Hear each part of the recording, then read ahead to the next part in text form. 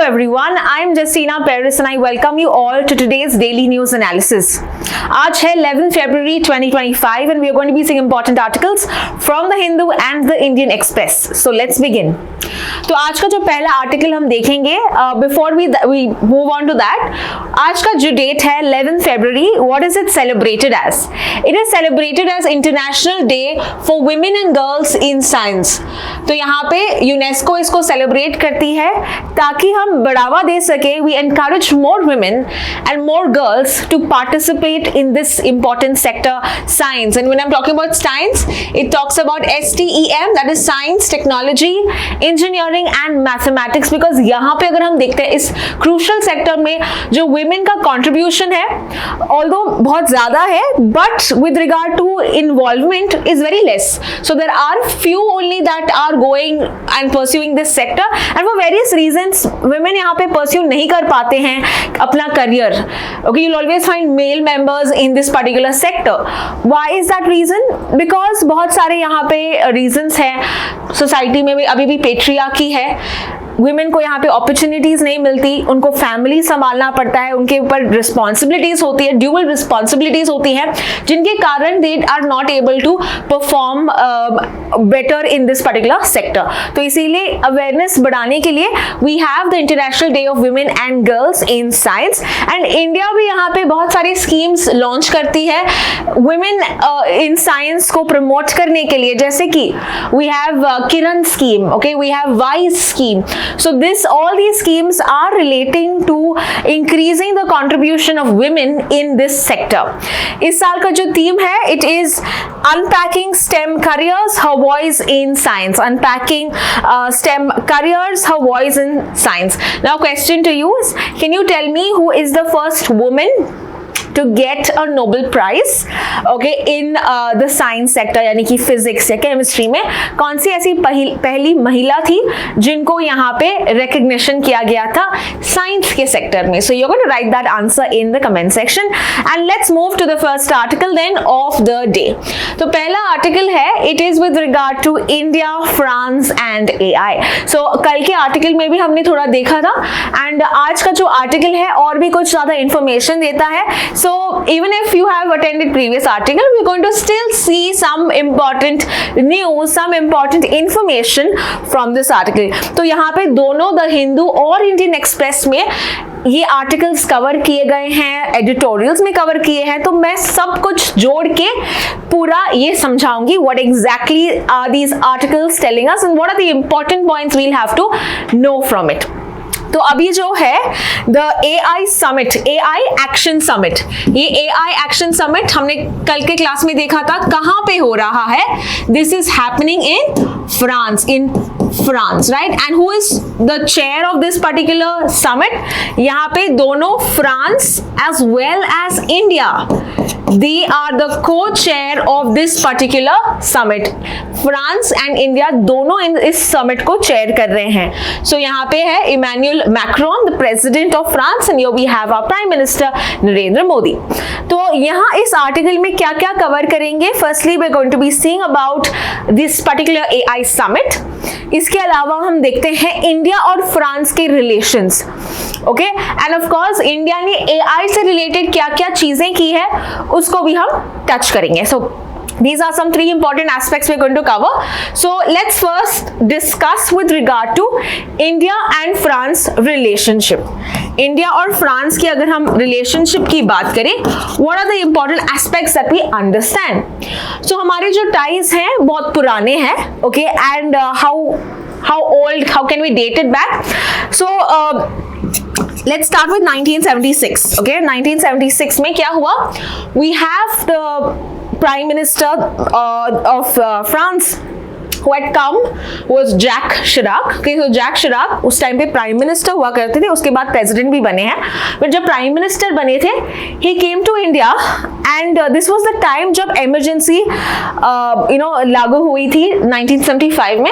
So we were experiencing global isolation, right? Indira Gandhi ji ने जब emergency लगाया, many countries kind of talked about India in a bad way कि यहाँ पे freedom of speech को cartel किया जा रहा है, इमरजेंसी लगाई है. So in that stream of events, we see that prime minister आए थे, फ्रांस के प्राइम मिनिस्टर आए थे as a chief guest for the Republic Day celebration. Apart from that 1998 की भी अगर हम बात करें, यहाँ पे भी इंडिया में कुछ सैंक्शंस लगाए थे वेस्टर्न कंट्रीज ने। Why did we have sanctions placed on us? Because हमने टेस्टिंग किया था। किसका testing? Nuclear testing, right? You must have heard of Pokhran testing. तो पोखरान न्यूक्लियर टेस्टिंग किया था, जिसके कारण यूएस जैसे countries were not happy with India's role in this nuclear sector। तो हम पे sanctions लगाए थे। फिर भी हम देखते हैं, we see that फ्रांस ने ऐसे sanctions नहीं लगाए थे, ठीक है। अपार्ट फ्रॉम दैट, अगर हम रिसेंट रिलेशंस की बात करें, 2024 में कौन थे हमारे chief guest? We had Emmanuel Macron who was the chief guest of our Republic Day celebrations in 2024।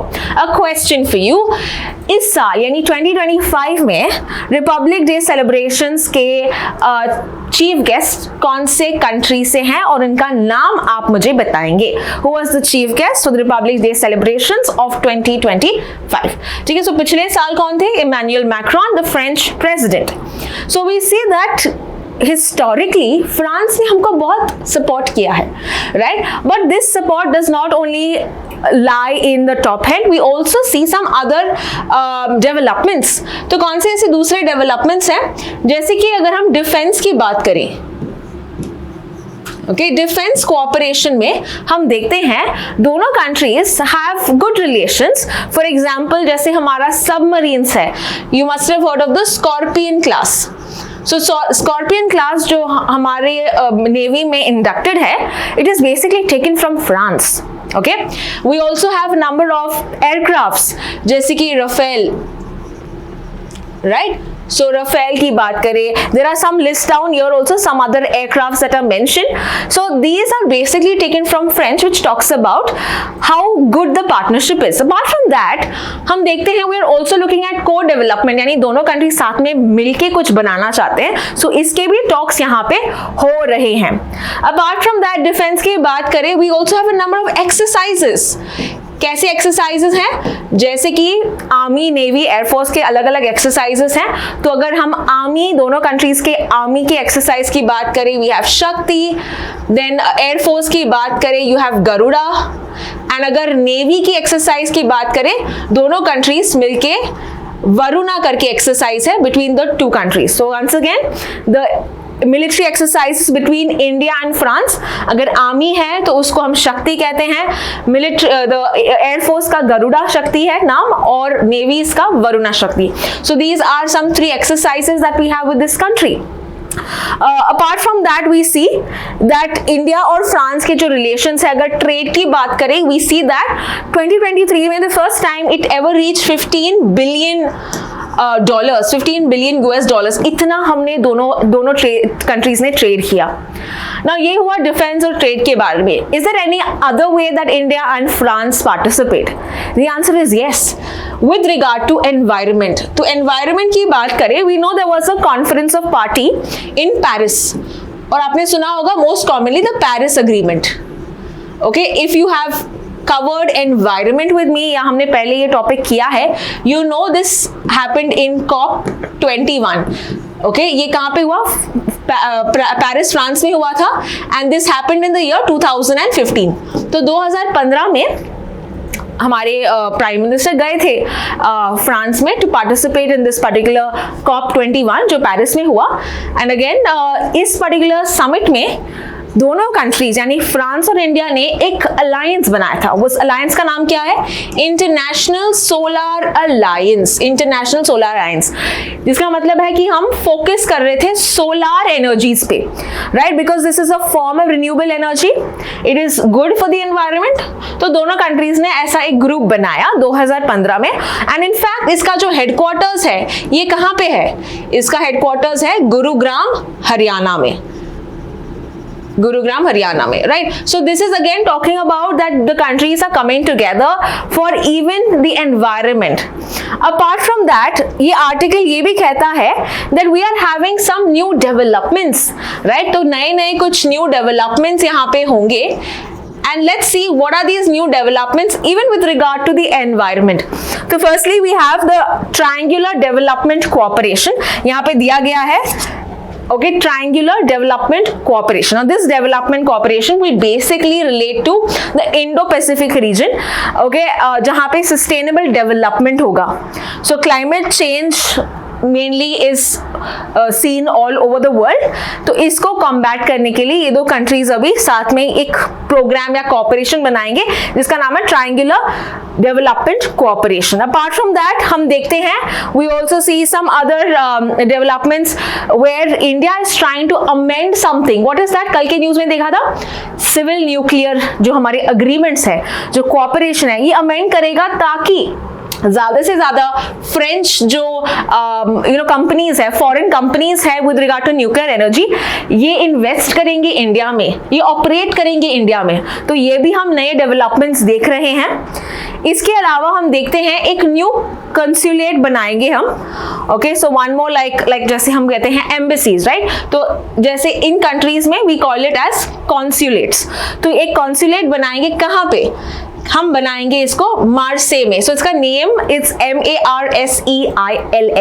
So we don't call it Marseille, we call it मार्से.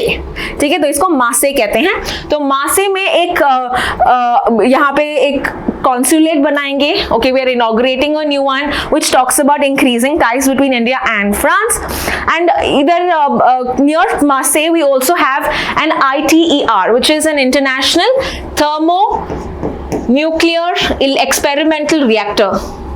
तो यहाँ पे भी दोनों जो प्रेसिडेंट एंड प्राइम मिनिस्टर है ये जाएंगे इस जगह पे. So they are also going to be visiting this place. So this is the recent, you can say, updates that we have with regard to the India and France. And of course there's one more thing जो announce होगा, that is with regard to 2026 का innovation लोगो. तो ये कुछ innovative logo design होगा दोनों partnerships के बारे में जो 2026 में डिक्लेयर होगा, 2026 के लिए होगा. So these are what we understand from the article. यहाँ पे you have the country of France which has its neighbours like Spain, like Belgium, Germany और यहाँ पे Italy. Okay, so these are some important countries that we have to remember. And Marseille जो जहाँ पे मैंने बोला ये इस लोकेशन पे स्थित है. Now let's come back to our article. जो आज का आर्टिकल क्या था? AI के बारे में. So coming to this AI article, previous के AI समिट्स जो मैंने कहा थे दो अभी तक हो गए हैं. एक हुआ था यूके में और दूसरा हुआ था साउथ कोरिया में. So there were two declarations that have come so far. The first one is Bletchley Park Declaration, because जहाँ पे ये हुआ था it was called as Bletchley Park. So that's why the name Bletchley Park Declaration. And this talked more about AI safety. AI को safe होना चाहिए, human centric, trustworthy, responsible होना चाहिए. इसके अलावा दूसरा summit, so this happened in 2023 and the next summit happened in 2024 and अभी जो summit हो रहा है 25 में, that is happening in Paris. So 24 का जो समिट है this happened in South Korea in the capital Seoul. तो इसलिए Seoul Declaration कहते हैं हम इसको. And यहाँ पे the focus was on international cooperation on AI and it proposed also network of AI safety institutes. तो यहाँ पे फोकस किया जा रहा है AI के बारे में जो अपकमिंग है. And of course it has a lot of answers to our problems. At the same time it also needs to be safe, responsible and ethical, right? तो यहाँ पे जो थीम्स इस बार का जो डिसाइड किया गया है कि पब्लिक इंटरेस्ट AI जो AI है it should be used for the public, for the benefit of the public. Future of work, okay, क्या क्या अलग स्कोप है AI के बारे में, innovation and culture, trust in AI and global AI governance. So these are our major themes that are being discussed in the Paris summit that is happening with regard to AI Action Summit. इसके अलावा अगर हम देखें we also have to discuss about India क्या कर रही है for AI mission. So India has its own mission called as the India AI mission that was launched in the year 2023 and यहाँ पे बहुत सारा यहाँ पे फंडिंग भी दिया गया है about 10,000 crore rupees, 10,000 crore rupees. और जो मेजर थीम है making AI in India, making AI for India.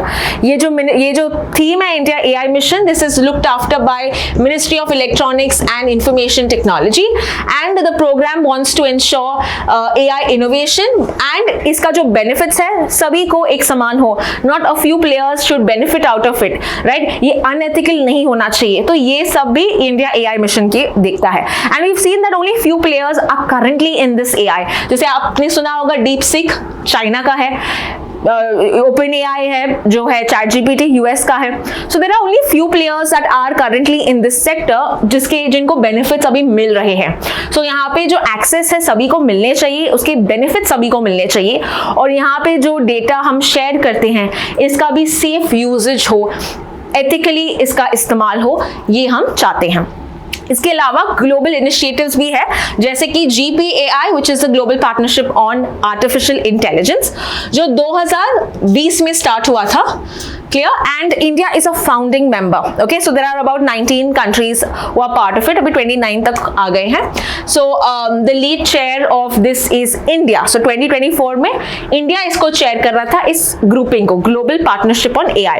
इनका जो हेडक्वार्टर्स है ये OECD के हेडक्वार्टर्स में है. OECD का हेडक्वार्टर्स है पेरिस में. Okay, so OECD के ही headquarters, that's organisation of economic cooperation and development, इनके ही हेडक्वार्टर्स में इसका GPAI का हेडक्वार्टर्स स्थित है. So OECD is backing this particular partnership basically for AI development. Okay, apart from that India also wants to make GPAI जो major platform, ताकि हम AI में cooperation जो करें इस body के थ्रू करें, इस partnership के थ्रू करें, वो इंडिया चाहती है. इसके अलावा we also have the bridging AI divide. So this is another thing what India wants. It should be more inclusive. जैसे मैंने कहा, कुछ लोगों के पास AI का benefits है, कुछ लोगों के पास नहीं. So यहाँ पे it should be inclusive. Okay, the reach of AI should be inclusive. Reduce disparities between AI leading. जैसे कुछ states are leading in this, कुछ are not. Right? जैसे कि African nations, Asian countries की अगर हम बात करें, they are not getting the benefits of it. So यहाँ पे the AI governance plays a very important role.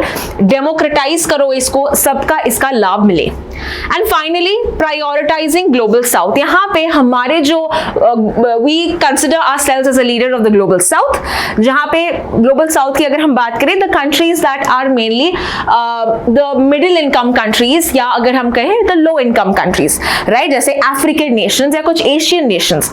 So as compare to the Global North where are more developed. Global North बहुत developed है, US, European countries बहुत developed है as compare to the other countries. तो यहाँ पे हमारा जो focus होगा इनके प्रॉब्लम सॉल्व करने के लिए, ग्लोबल साउथ के जो प्रॉब्लम्स हैं इनको आगे रखने के लिए इंडिया चाहते हैं कि वो ज्यादा यहाँ पे पुश करे. सो यहाँ पे ग्रेटर रिप्रेजेंटेशन मिलना चाहिए स्पेशली डेवलपिंग कंट्रीज के लिए. एंड ये उनके जो चैलेंजेस हैं, अपॉर्चुनिटीज है इस पर्टिकुलर सेक्टर में आगे हम रखेंगे, इसका हमको विश्वास है. So this is with regard to the India AI mission and the recent summit that happened in Paris, the AI action summit. Let's proceed to the next article then. This is with regard to India UK ने sign किया है various agreements. Now let's understand the background of this. कल के article मैंने आपको बताया था that there was you can say a event called as the Aero 2025. Have you heard of this one? I did this in the yesterday's discussion. Now Aero 2025 2 साल में एक बार होने वाला इवेंट होता है. एंड ये कहाँ पे हुआ? This happened in Bengaluru, right? Now we normally had this Aero 2025 basically for Aero events for showcasing our own Air Force sector. तो हमारे जो aircrafts हैं इसका display करने के लिए we had this sector and we considered that's a very important aspect. 1990 से ये हुआ है, चालू हुआ है. Now in the recent times we also saw a number of public and private partnerships that also happened. We also saw a number of private and foreign companies displaying. Okay, तो यहाँ पे हम क्या करना है, हमको पहले शोकेस करना है कि हमारे पास क्या टेक्नोलॉजी है, हम दुनिया को बताना चाहते हैं, राइट, थोड़ा शो ऑफ करना चाहते हैं basically. Now what is happening is we also have another participatory countries coming in. दूसरे कंट्रीज आते हैं, US, Russia, UK, these are coming in. And we also focusing on one important aspect जो है make in India. तो हम ज्यादा से ज्यादा बताना चाहते हैं कि हमने खुद से इंडिजीनियसली ये बनाया है. So, जैसे हमने कल के आर्टिकल में देखा था LCA which is a light combat aircraft, Tejas, right, HAL. तो बहुत सारे ऐसे एयरक्राफ्ट का हम प्रदर्शन करते हैं. Now in this sidelines we also see UK के डिफेंस मिनिस्टर यहाँ पे एक अग्रीमेंट साइन कर रहे हैं इंडिया के साथ. Okay, and what is this agreement on? This is called as Defense Partnership India. It's also called as DPI. ठीक है, this is an agreement between which two countries, India and UK. तो major focus यहाँ पे है to increase cooperation in the defence sector with India, जिसके कारण we will also see production of MANPADS. MANPADS क्या है? Man portable air defence systems, so this is one important aspect. इसके अलावा light multi role missiles, LMM कहते हैं इसको, and also advance short range air to air missiles. तो अलग अलग हम मिसाइल्स, अलग अलग डिफेंस सिस्टम्स का यहाँ पे एक कोऑपरेशन कर रहे हैं, और इसका जो टेस्टिंग फैसिलिटी इंडिया में स्टार्ट होगा, उसका असेंबली इंडिया में स्टार्ट होगा। So that is again increasing, going to increase our ties with the country, but also increase और इंश्योर हमारे डिफेंस कैपेबिलिटीज, राइट, हमारे जो डिफेंस सेक्टर को और भी स्ट्रेंथन करेगा with such agreements. And UK के लिए भी अच्छा है, okay, it's also going to help them increase their market, okay, global supply chain increase करेगा। हमारे लिए यहाँ पे एड्रेस करना इंपॉर्टेंट है mutual security concerns, jobs create करना, ये सब भी हम इसको केटर करना चाहते हैं। सो this is a recent agreement between two countries, UK and India, और क्या कहते हैं हम इसको? DPI, which is Defense Partnership India. Let's understand the next article. This is again and partnership and an agreement that we're going to be seeing. Again, editorial में ऐसा कुछ article है EFTA के बारे में, तो हमने इसको मर्ज करके एक ही में समझाया है, ठीक है। So what is this agreement? We've got Switzerland and Liechtenstein, which is going to mainly have a bilateral investment treaty with India. They are pushing, अभी तक हुआ नहीं है, but हम चाहते हैं, ये countries चाहते हैं कि वो trade करें। Okay, so Liechtenstein and Switzerland is wanting to have this particular agreement. Now, an important aspect that we have to cover up is with regard to EFTA. ये जो दो कंट्रीज जिसकी मैं बात कर रही हूँ, they are part of a grouping called as EFTA. EFTA का फुल फॉर्म क्या है? This is European Free trade Association. Okay, so quickly हम देखते हैं what exactly is this cooperation, and then we will come to understand why are they pushing for bilateral investment treaty.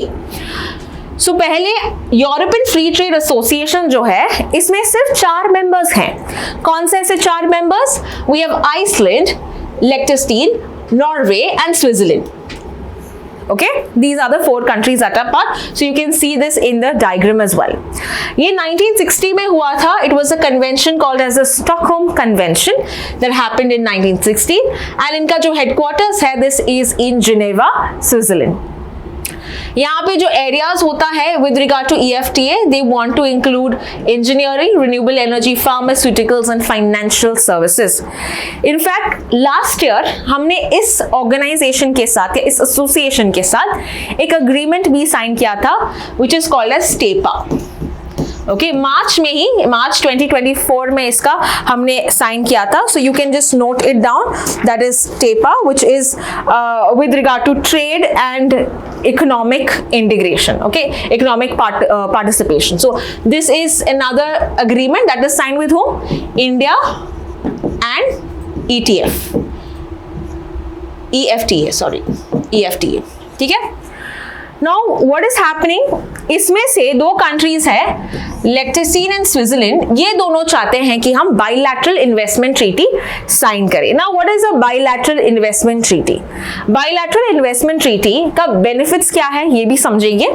We understand recently हमने last फरवरी में sign किया था UAE के साथ, okay, BIT sign किया था UAE के साथ। इससे क्या होता है, जैसे मान लेते हैं 2 कंट्रीज हैं, ओके, दोनों कंट्रीज ने साइन किया है बायलैटरल इन्वेस्टमेंट ट्रीटी, जिसके कारण easily country A can invest in country B and country B can invest in country A।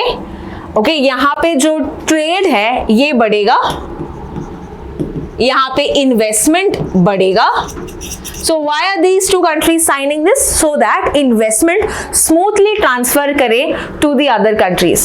Okay, they are considering these countries as not like as their own. Okay, जैसे domestic countries के साथ हम trade करते हैं, वैसे ही हम ऐसा trade करेंगे with these foreign countries. So यहाँ पे स्विट्जरलैंड के साथ हम सबसे ज्यादा अमंग दीज 4 नेशंस, स्विट्जरलैंड के साथ हम सबसे ज्यादा ट्रेड करते हैं। Now this is coming again in the backdrop, जहाँ पे स्विट्जरलैंड ने, हमने दिसंबर में पढ़ा था, if you remember and if you have good memory, Switzerland ने कुछ एक स्टेटस निकाला था। कौन सा वो स्टेटस है? The most favoured nation status, right? We remember that most favoured nation status को हटाया था। एंड इस बैकग्राउंड में अभी हम वो चाहते हैं कि वो इन्वेस्टमेंट ट्रीटी साइन करें हमारे साथ, which talks about it has put a positive hand ahead, है ना? तो पहले हमने देखा था उन्होंने स्टेटस निकाला था दिसंबर में, बिकॉज वी हैड कुछ problems with regard to what, कि हमारे जो जो सुप्रीम कोर्ट ने उनको बोला था कि उनको अभी पे करना पड़ेगा 10% extra tariff, extra tax, right? उनके जो प्रॉफिट्स में ज्यादा टैक्स लगेगी। तो वो बहुत नाराज हो गए, स्विट्जरलैंड की कंपनीज नाराज हो गए, जैसे कि नेस्ले, जिसके कारण इन्होंने ये स्टेटस जो है MFN स्टेटस हटाया था। बट अभी स्विट्जरलैंड चेंज कर रहा है अपना stand, and it is mainly pushing for a bilateral investment treaty. So here we have seen that हमारे जो older treaties हैं, ये पहले भी थे ऐसे कुछ treaties with regard to 1993 old model, जब हम LPG reforms कर रहे थे, बट अभी जो हमारा नया मॉडल है 2016, राइट, ये revamp करके we are also looking at new strengthening of ties between Switzerland and also between Liechtenstein. Currently we also see UK and European Union ये चाहता है कि हम भी उनके साथ ऐसे ही कुछ इन्वेस्टमेंट ट्रीटी करें, and now we also see EFTA के 2 countries are pushing towards it. So यहाँ पे आपको याद रखना है विद रिगार्ड टू EFTA क्या है, we have to understand the member countries of EFTA, we understand the key areas, okay? So ये जो मेंबर कंट्रीज है, they are part of the Schengen area of the European Union, but they are not part of the European Union, जो custom union होता है, जो market trade करता है, वो उसका पार्ट नहीं है। They have started their own grouping कि अगर आप मेरे साथ ट्रेड करते हैं तो बाकी मेंबर्स के साथ भी वैसा ही ट्रेड रिलेशंस होंगे, okay? Like we are going to put the same tariff what the other countries are putting on you, ठीक है? So that is like a market that these 4 countries have, तो इसलिए कहते हैं European trade free trade association. So this is with regard to EFTA. Let's proceed to the next article. अगला article है environment related, geography related. So we're going to see quickly what exactly it said. It is said कि January 2025 में बहुत गर्मी थी, ठीक है? It was very hot is what they are saying. It was very warm is they are saying. So we'll understand what the article says and why is this article saying so. It is because of the data that we have received. कौन से data से हमने ये को मिला है? It's called the Copernicus Climate Change Service. ये Europe का है, C3S कहते हैं इसको, Copernicus Climate Change Service। तो ये यूरोप का जो सर्विस है which tells us about this, give us this about data. Now for this you have to understand what is the article saying. Article ने कहा है कि अभी ला नीना है, okay? Why La Neena did not bring down temperatures.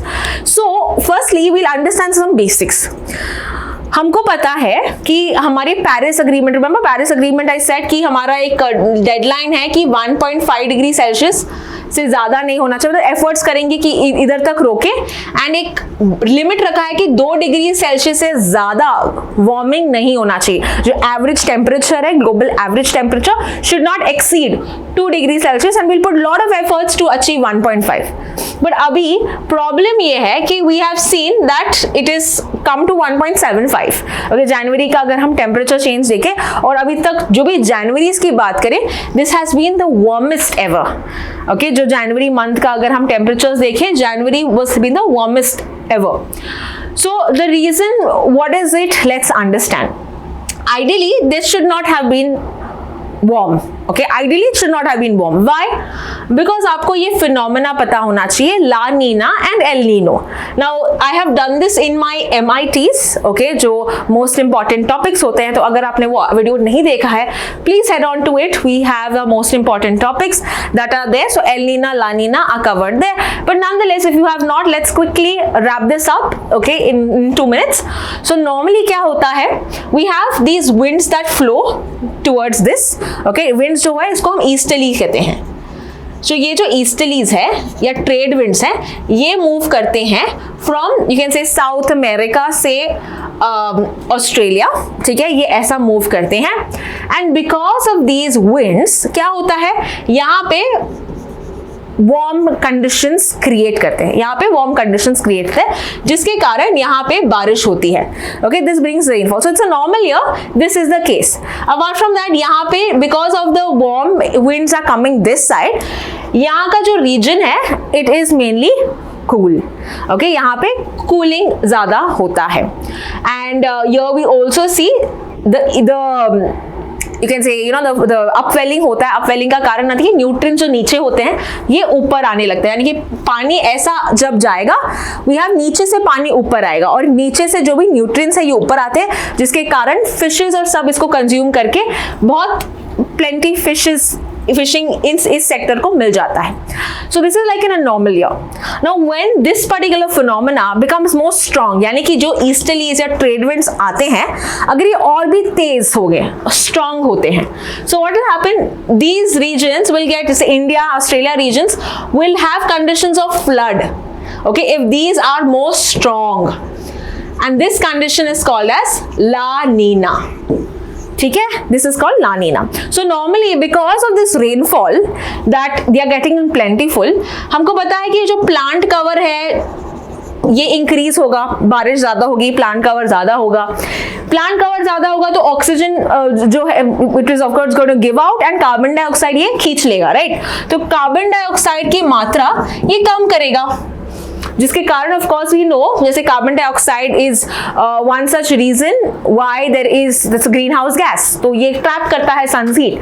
तो अगर carbon dioxide कम होगा, automatically we know that's going to be a cooling effect, right. बारिश ज्यादा है, प्लांट ग्रोथ ज्यादा है, कार्बन डाइऑक्साइड कम है एनवायरनमेंट में, and this will lead to a more cooling effect. तो ये साल जो है it should have been a La Nina, and La Nina है मतलब what it should have been, December should have been cool or warm, it should have been cool, but article क्या कहता है, डिस्पाइट कि La Nina ईयर है, क्यों यहाँ पे गर्मी हो रही है, why is it becoming warm? Okay, so I hope you understood the whole case.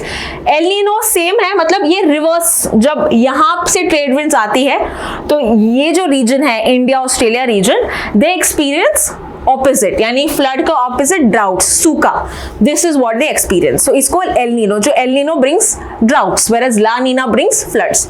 सो अभी हम इसके बारे में डिस्कस कर रहे थे, so I am focusing on this as well. So यहाँ पे ये कहता है कि डिस्पाइट ला नीना का ईयर था, it has been warm. Now the reason why they have stated is because ये जो La Nina cycles होते हैं, they are not the same. Sometimes ये बहुत strong होते हैं, sometimes they are weak.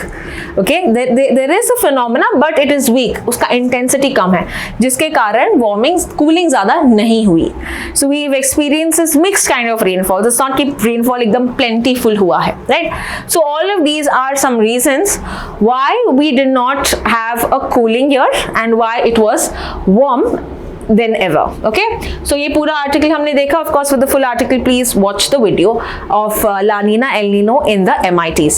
Let's understand the next article. The next article is given in the Hindu, saying that budget ने क्या-क्या offer किया है scientists के लिए, science and technology के लिए. So we've seen this yesterday also. कल का आर्टिकल हमने देखा था with regard to railways and urban development. So इस बार का आर्टिकल है science and technology related. So let's see quickly what are the important points that are covered. तो मैंने इसको पूरा एक फॉर्मेट में दिया है, so you can easily note this down.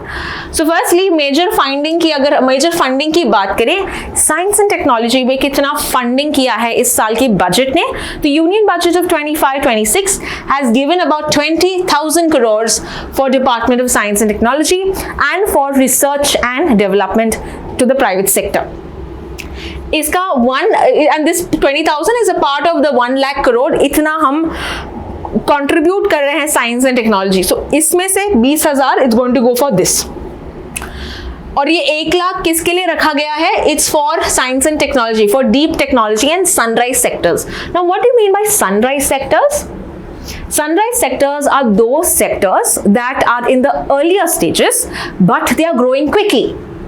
Okay, जो बहुत नेसेंट स्टेज में है पर जल्दी से ग्रो हो रहे हैं. एग्जाम्पल की बात करें, artificial intelligence, electric vehicles, we can talk about clean tech technology, solar, wind, जो अलग अलग रिएक्टर्स आ रहे हैं, these are all considered as sunrise sectors, जो बहुत ही लो स्टेज में है इंडिया में भी, बट ग्रो हो रहे हैं, राइट।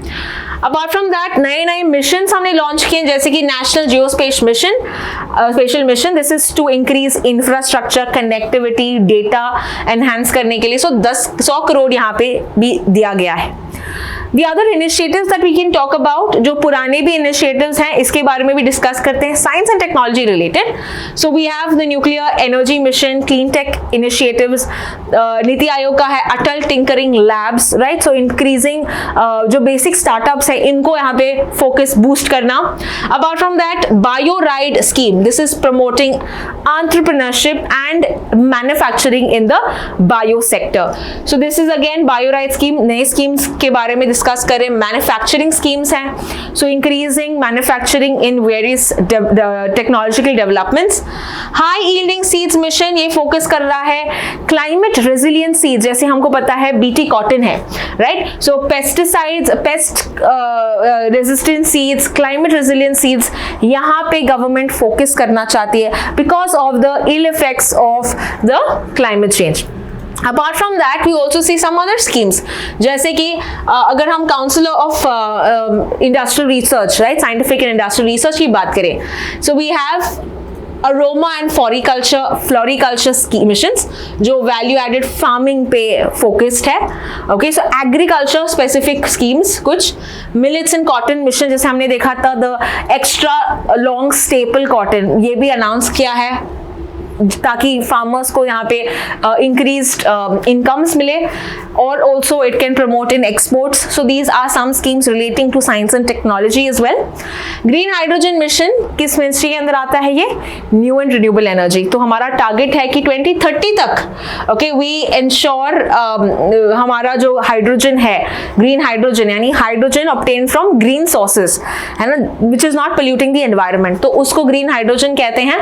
सो यहाँ पे government is focusing again which year?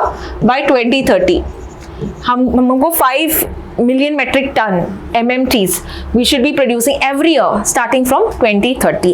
This is what the green hydrogen mission is.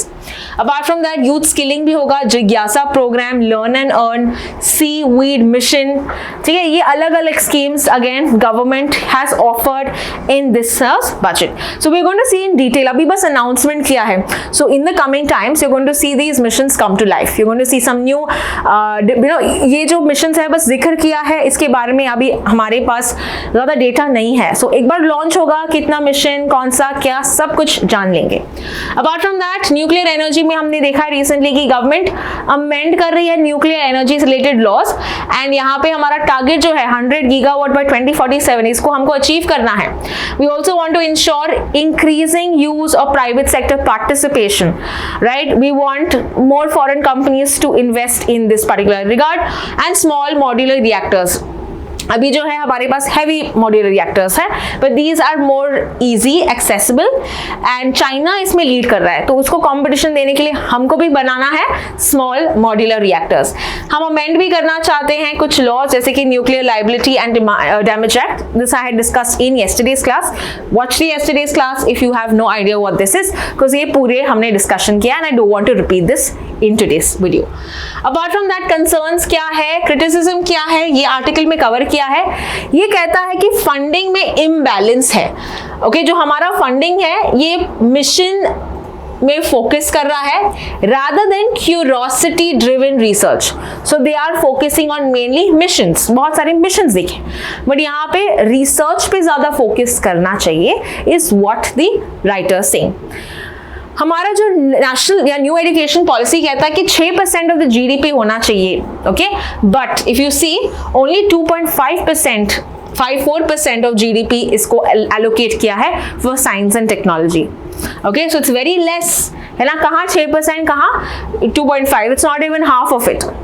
Apart from that, basic science research funding यहाँ पे रिड्यूस किया है, बहुत सारे इंस्टीट्यूट्स के लिए funding has reduced, okay. So again data दिया है, IITs have received 8.4 increase whereas central universities got only 4.3। so funding जो है बहुत कम दिया गया है, एंड ब्यूरोक्रेसी ज़्यादा यहाँ पे रिजिड बनाई है in specially in research funding. Okay, so lot of you can say rules and laws research funding के लिए ऐड हो गए हैं, सो रिजिड हो गया है. Apart from that 10,000 crore is given for deep tech startups, but concerns over practical impact, we are yet to see how this will be fruitful and mental health and value based. तो basically ये जो discussion कर रहे हैं हम, ये बस बता रहे हैं कि ड्रॉबैक्स कहाँ पे हैं, right? Drawbacks with regard to science and technology. तो हमने अच्छे अच्छे मिशन डिस्कस किए एंड यहाँ पे ज्यादा फोकस होना चाहिए रिसर्च पे, फंडिंग पे, is what the article says. So this is all with regard to this article. Let's proceed to the next article. The next article is called the cross blood transplant. Okay, so I'll explain the whole concept with regard to this. जो एक महिला है in the 30s, she has some special blood group and the special blood group is called as Bombay blood group. ठीक है, इनको कौन सा blood group है? Bombay blood group. Normally your blood group if you ask, you have A blood group, B blood group, right, या O blood group, है ना? You always say A positive, B positive and all of that. So ये क्या है Bombay blood group? We will understand in today's article. Okay, now Bombay blood group को एक दूसरा नाम दिया है which is called as HH blood group. Okay, so this is same as Bombay blood group. It also has golden blood. इसको हम golden blood भी कहते हैं. गोल्डन ब्लड इसीलिए कहते हैं बिकॉज ये बहुत रेयर है, ना कि कुछ रॉयल ब्लड, ऐसा कुछ नहीं है. इसका मतलब ये only called as golden blood because it is very rare. Okay, apart from that ये पहला डिस्कवर किया है मुंबई में, right? That is why the name Bombay blood group. There is no other. ऐसे सिर्फ बॉम्बे में ही खून मिलेगा ऐसा कुछ नहीं है, पर मुंबई में पहला ही डिस्कवर्ड हुआ था. That is why you have this name. And who founded, who discovered this? It was in 1952 by Y.M. Bende. Now what is the difference between a Bombay blood group and a ABO blood group? ये समझते हैं. Now we have something called as H antigen. अभी antigen क्या होता है इसके लिए मैं बताऊंगी, बट याद रखना कि ये H एंटीजन जो प्रेजेंट है या प्रेजेंट नहीं है, that is the difference between normal blood group and Bombay blood group. Now we are going to see what is this H antigen and what is an antigen firstly. तो अगर हम blood को understand करें, blood के अलग अलग components होते हैं. तो मैंने ये जो टेस्ट ट्यूब में ब्लड लिया उसका मैंने सेंट्रीफ्यूज किया, मतलब वो घुमाते हैं तेजी से, जिसके कारण ये अलग अलग लेयर्स में डिवाइड होते हैं. तो ये जो ट्रांसपेरेंट लेयर है इसको प्लाज्मा कहते हैं, और जो रेड ब्लड सेल्स होते हैं जिसको हम RBCs कहते हैं, they are called as erythrocytes and this is that red which gives the colour. So हमारे जो प्लाज्मा में कुछ एंटीबॉडीज रहते हैं जो फाइट करते हैं इन्फेक्शंस को, इसको कहते हैं एंटीबॉडीज. ओके, एंड हमारे जो RBCs में, जो हमारे ब्लड सेल्स में होते हैं एंटीजेंस. क्या होते हैं? एंटीजेंस. सो अब blood consist of antibodies and antigens. तो मान लो if I am saying I am A positive. A positive का मतलब है I have A antigen. I have A antigen. तो मान लो अगर आपके पास A एंटीबॉडी होगा, don't you think antibody will fight the antigen? So you should never have the same antibody. अगर A एंटीजन है तो आपको B एंटीबॉडीज होना चाहिए. It should always be opposite. It should never be the same. Clear? So this is the normal ABO blood group. So you can do the same thing. अगर आप B blood group हो तो you have B antigen, but you don't have B antibodies. You have A antibodies, right? So this is the whole classification that we understand. So let's quickly understand. Firstly, blood group A है तो यानी भी antigen A होगा लेकिन antibody B होगा. B है तो antigen B होगा, antibody A होगा. मान लो कि मैं O हूँ, then that means you have which antigen? You don't have any antigens, but you have both antibodies, that is A and B. Similarly, if I'm a AB positive, that means I will have A, B antigens, okay, but not antibodies. So blood group is basically written in your antigens, right? Now what is this H? यहाँ पे H दिया गया है. H का मतलब है it's an H antigen where antibodies, antigens बनाने के लिए for A and B, this is a precursor, मतलब this is required to create antigens. तो उस creator को क्या बोलते हैं? H. Okay, so this is required. It's a building block, a fundamental block to create antigens. तो ये H का होना आवश्यक है. But अगर ये H ना हो तो इसको बोलते हैं बॉम्बे ब्लड ग्रुप. अगर ये H नहीं है इसको बोलते हैं Bombay blood group. So normally O and Bombay blood group are considered very similar, but they are different. यहाँ पे H blood group, H antigen होता है O blood group में, but Bombay blood group में H antigen नहीं है. ठीक है, that means they don't have any antigens only. They only have antibodies. Clear? So this is the whole aspect about Bombay blood group, and ये rare इसीलिए है because normally you have H antigen. It's very very rare that you don't have the H antigen क्योंकि ये mutate हुआ है या ये absent है. So the इतना rare है ये, मतलब 0.0004% यानी 1 in 4 million. तो इसीलिए इसको golden blood कहते हैं because it's very rare that you don't have this particular antigen. Okay, so this is the whole article. अभी recently यही हुआ कि the 30-year-old had a kidney transplant. Okay, and to have such a case and to do a successful one, it's very rare because अगर मान लो आपने जो mix किया, okay, you have any other, आपने O इसको mix किया, even though it does not have antigens, it has only H antigens, यहाँ पे compatibility नहीं होती है. The blood है, it creates clots. Right, so your body doesn't accept it, which can be very crucial हो सकता है. So therefore you need to find another person who has a Bombay blood group. So that is the major cause. अगर आपको blood transfusion करना है, it's the worst case if it's a Bombay blood group because to find a donor who has the same blood group is very very rare. Okay, अभी तो date ऐसा है कि मुंबई में you have 1 in 10,000 who have such a blood group. Europeans में और भी कम है. So this is the case of the Bombay blood group. Okay, finally let's move to the last article of the day, and this is with regard to Trump. Okay, there's not a single day जहाँ पे मैंने US के बारे में discuss नहीं किया है. Nevertheless, we will discuss about this article as well.